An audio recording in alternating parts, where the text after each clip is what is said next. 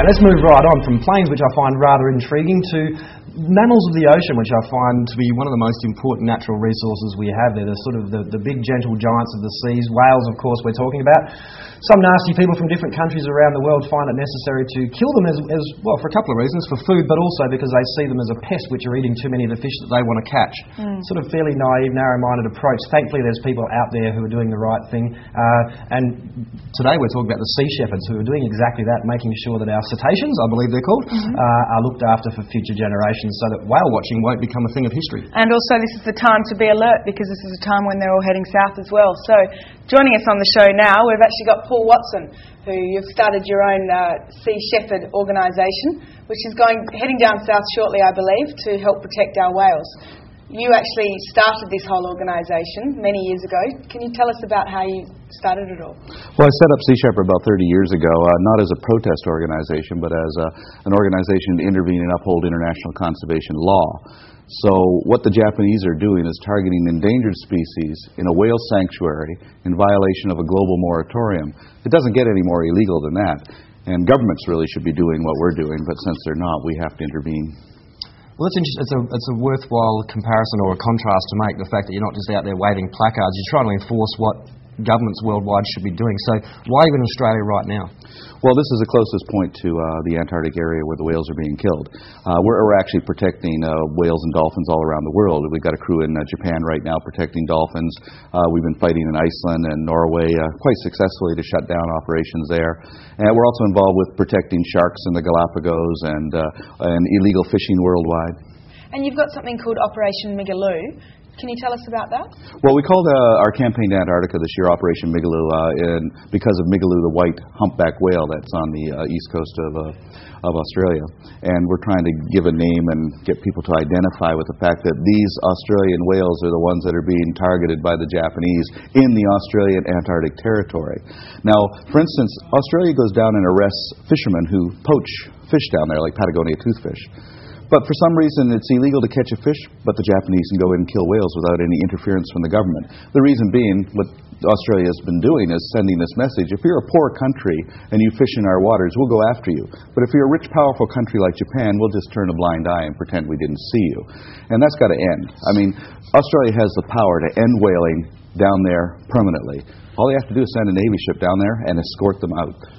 Paul, why don't they? I mean, it sounds like a pretty obvious question, but why aren't the Australian government protecting our territorial waters, at least? I mean, they should be down there policing for the whole world, Antarctica as a conservation area, but why aren't they're not even protecting our Australian waters?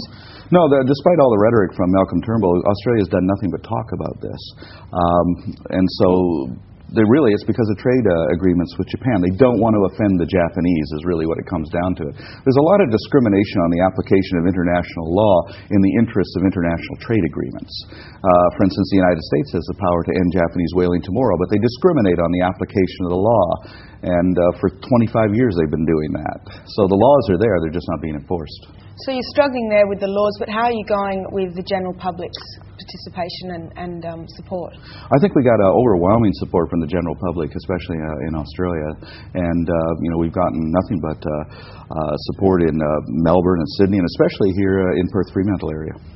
I know as a surfer and an ocean user, you should find most West Australians behind this because, I mean, we live right on the coast. I mean, 99% of our population is, that far from the beach. And I think we have an affinity with the ocean. But it seems that, and especially in the write-ups I've read, the Japanese just don't have that same level of respect or concern for the well-being of whales and dolphins. I was horrified to find out yesterday that on top of the whales, the minke whales, the so-called scientific research, they're also culling hundreds of thousands of dolphins a year purely to stop them from eating the fish that they want to catch. Yeah, they're driving them up on the beaches in Japan, 22,000 a year, and stabbing and spearing them to death. It's a horrendous way to kill these animals. And they're feeding the meat to school children in school lunch programs. But the meat is heavily contaminated with mercury. They're poisoning their own children with the dolphin meat that they're taking. Again, this is a new part of the argument. This is something like 37 times the legal limit for mercury in dolphin meat. It's extremely excessive. Yeah, and they're in fact poisoning their own children, and we're trying to get that message across. Here's the interesting thing about Japan. Nobody in Japan knows about it. Trying to get into the Japanese media about this has been almost impossible. So that's why just last week, we sent a television star, Hayden Panettiere from Heroes. She goes in, she sees it, that gets us international coverage, and then the Japanese have to take they see it then. So you'll actually be confronting the Japanese very shortly. Later this month you're heading to Sydney to depart from there to head down to Antarctica. Tell us about your journey that will be happening then. Well, we'll be taking our vessel down there. Our first step is to find them, which is always very difficult. It's a large area.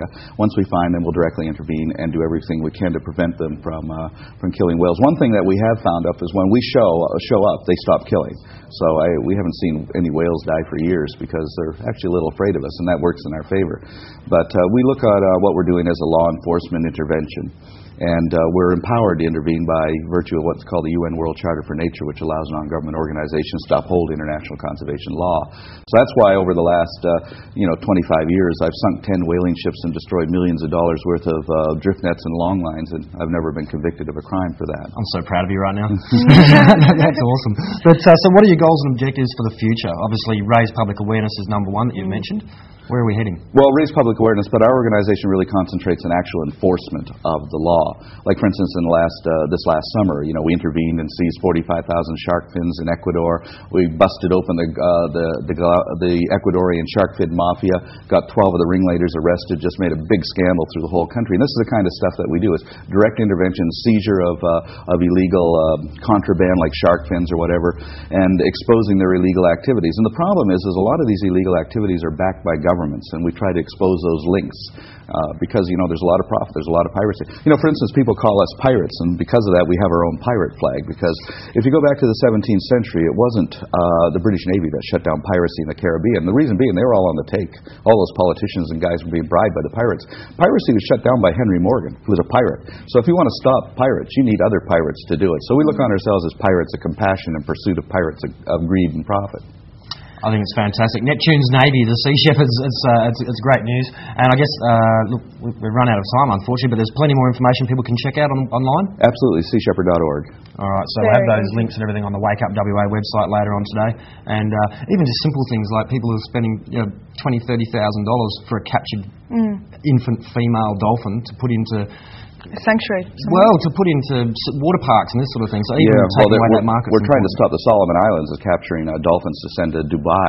They just sent 52 of them off there. So there's a whole slave trade in dolphins going on. We're trying to end. Well, we need more people like you, and hopefully people out there with this summer season coming, and people using our beaches will recognise it more, that we actually need more help with our waters. Yeah, thank you. Thanks very much for coming in. Yes, absolutely. You were saying before you wanted to go down and help him out. You want to be a pirate, don't you, Jason? I do. I really do. Well, if you want to jump online, find out all the information, all of his information will be on our site, wakeupwa.com. Quick news break with Anita.